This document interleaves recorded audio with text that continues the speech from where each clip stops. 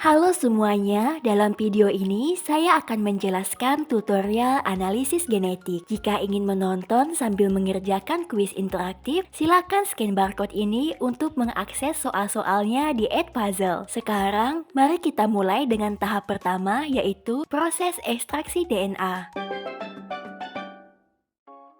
Ekstraksi DNA adalah memisahkan DNA dari sel dengan komponen sel lainnya. Sampel yang digunakan pada percobaan ini adalah jaringan cacing. Berikut ini adalah alat dan bahan yang digunakan pada percobaan ini. Kit ekstraksi DNA yang terdiri dari larutan lisis nukleus, rehidrasi DNA, dan presipitasi protein. Proteinase K, etanol 70%, isopropanol, buffer TAE, sampel cacing, tub ukuran 1,5 ml, tip biru, tip kuning, mikropipet ukuran P20, H1000, dan 500 mikroliter. Tisu, kertas saring, alkohol spray, alu dan mortar, spatula, gunting, centrifuge, vortex, dan inkubator. Pertama-tama, bersihkan area kerja menggunakan alkohol. Lalu, masukkan 500 mikroliter larutan lisis nukleus ke dalam tabung. Kemudian, tambahkan 120 mikroliter larutan buffer TAE.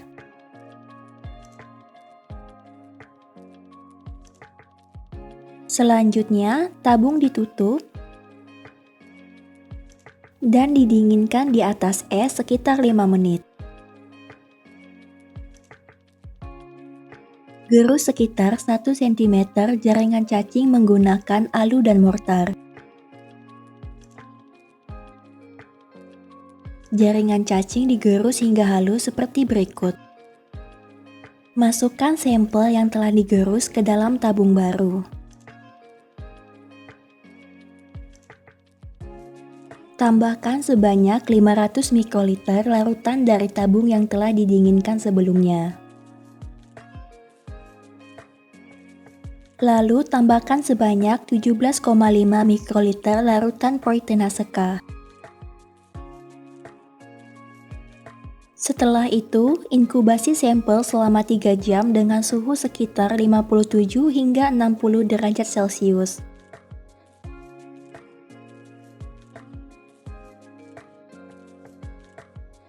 Selama proses inkubasi ini, vortex sampel sekali setiap jamnya. Vortex hingga sampel tercampur merata. Proses ini diulangi tiap 1 jam hingga tahapan inkubasi selesai. Setelah tahapan inkubasi selesai, tambahkan 200 mikroliter larutan presipitasi protein.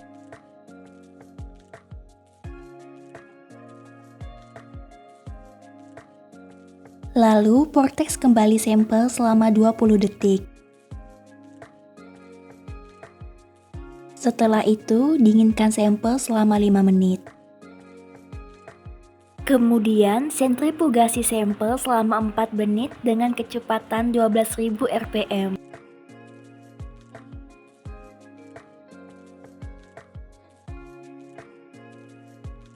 Setelah disentrifugasi akan terlihat 2 lapisan pada tabung. Lapisan bawah adalah endapan protein, sedangkan lapisan atas adalah supernatan yang mengandung DNA.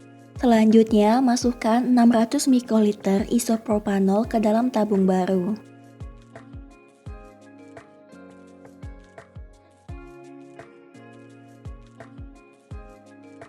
Lalu, masukkan supernatan tadi ke dalam tabung yang berisikan isopropanol. Hati-hati ketika menghisap supernatan dan tinggalkanlah endapan protein.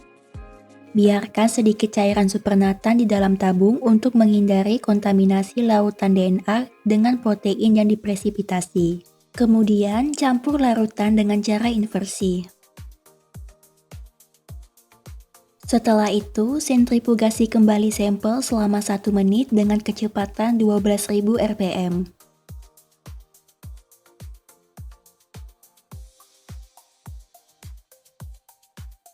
Setelah disentrifugasi, lapisan bawah tabung akan terlihat lebih bening. Lalu, tuangkan supernatan tadi dengan hati-hati.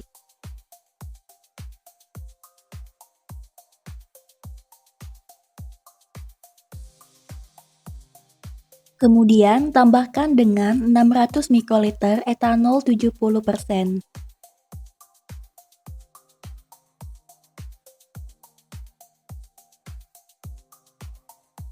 Setelah itu, sentrifugasi kembali selama 1 menit. Hasilnya akan terlihat endapan DNA di dasar tabung. Lalu, keluarkan larutan etanol pada lapisan atas tabung. Hisaplah dengan hati-hati. Lalu, keringkan endapan selama 10-15 menit dengan kertas saring. Setelah endapan kering, tambahkan 100 mikroliter larutan rehidrasi DNA yang mengandung trishidroklorida. Lalu, rehidrasi DNA dengan diinkubasi pada suhu sekitar 65 derajat Celcius selama 1 jam. Setelah diinkubasi, cara penyimpanan DNA pada freezer dengan suhu sekitar minus 15 derajat Celcius. Setelah kita mendapatkan DNA yang telah diekstraksi, tahap berikutnya yaitu PCR. PCR adalah teknik yang digunakan untuk mengamplifikasi atau memperbanyak segmen DNA tertentu. Alat dan bahan yang digunakan pada tahap PCR adalah sebagai berikut. PCR mix, nuklease pre-water, primer forward dan reverse, DNA template, mesin PCR, spin down, tabung ukuran 0,5 ml, tip putih, dan mikropipet H10. Berikut adalah campuran reaksi PCR dengan volume 25 mikroliter untuk satu sampel. Pertama, masukkan 12,5 mikroliter PCR mix ke dalam tabung.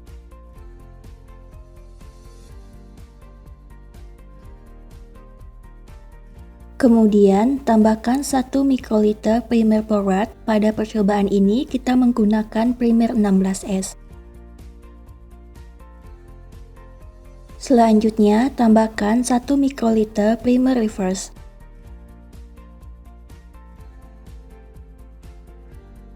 Tambahkan 8,5 mikroliter nuklease pre-water untuk melengkapi volume reaksi. Setelah semua bahan dimasukkan, spin down tabung selama sekitar 5 detik agar tercampur merata.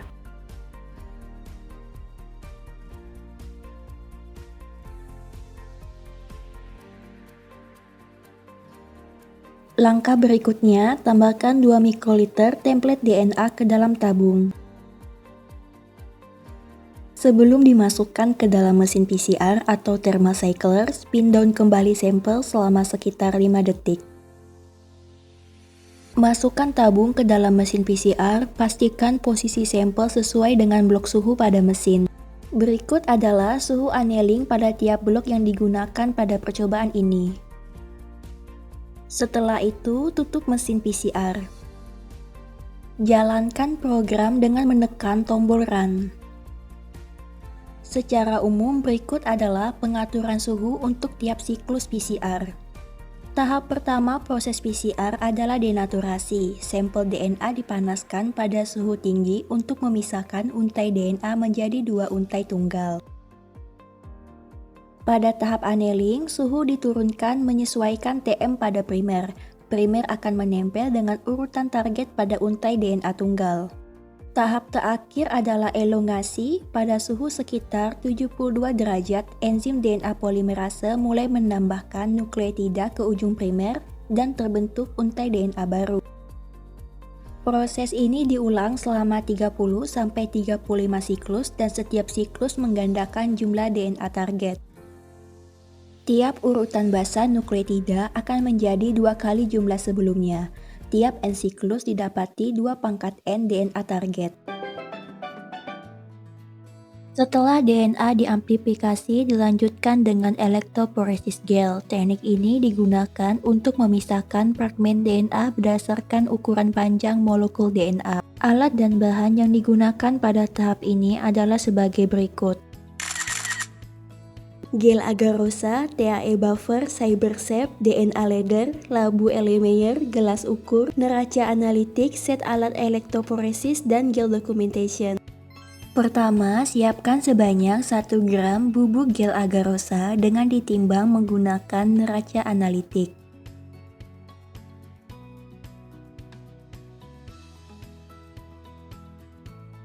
Setelah ditimbang, masukkan bubuk gel agarosa ke dalam labu Erlenmeyer. Lalu tambahkan sebanyak 100 ml larutan TAE buffer.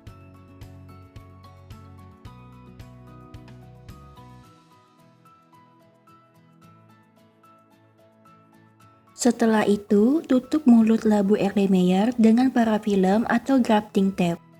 Lalu, tusuk penutup dengan gunting untuk membuat lubang kecil sebagai ventilasi uap. Masukkan bubuk gel agarosa ke dalam oven, panaskan hingga mendidih selama 2 menit. Setelah larutan mendidih, keluarkan dari oven. Buka penutup grafting film tadi, biarkan hingga mencapai suhu hangat kuku. Selagi menunggu suhu larutan menjadi hangat kuku, tutup kedua sisi glass plate atau cetakan dengan selotip agar siap digunakan sebagai pencetak gel. Pasang sisir pada cetakan untuk membentuk sumuran sampel. Setelah larutan mencapai suhu hangat kuku, tambahkan sebanyak 5 mikroliter Cybersafe ke dalam larutan gel agarosa sebagai pewarna fluoresensi untuk visualisasi DNA. Aduk perlahan hingga tercampur merata. Tuangkan larutan gel ke dalam cetakan yang telah dipasangi sisir.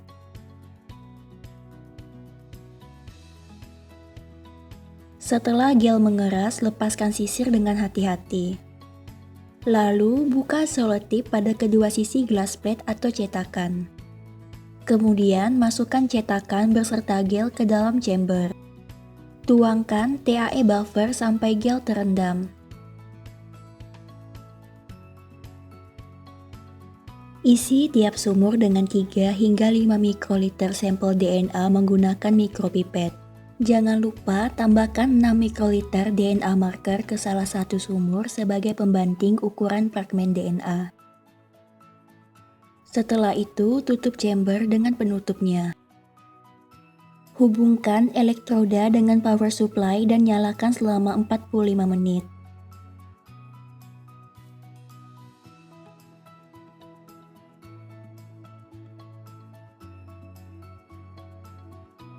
Setelah selesai, matikan alat elektroporesis dan ambil gel dari alat tersebut.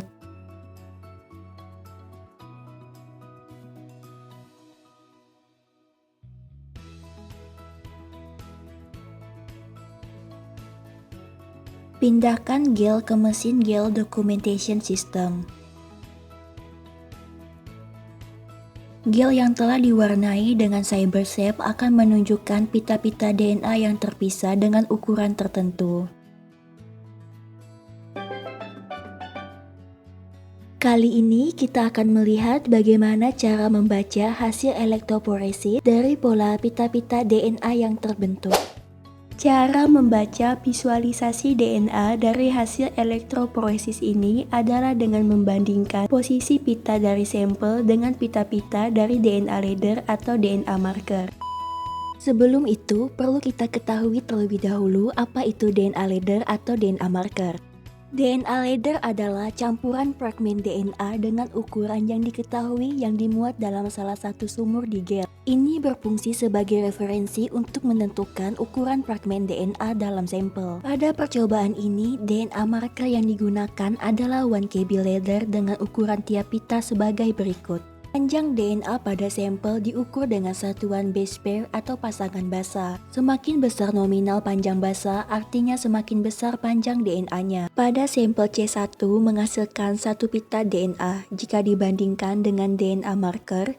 Pita DNA sampel berukuran sekitar 1500 base pair. Begitu pula dengan sampel C2 hingga M5, masing-masing terdapat 1 pita DNA dengan sampel juga berukuran sekitar 1500 base pair. Sedangkan pada sampel M2 tidak terdapat pita DNA karena kemungkinan tidak teramplifikasi saat PCR atau desain primer yang kurang spesifik. Pada sampel B1 dan B2 masing-masing menghasilkan 1 pita DNA dan pita DNA sampel berukuran sekitar 500 base pair. Pola pita yang jelas dan terpisah dengan baik menunjukkan kualitas sampel yang baik.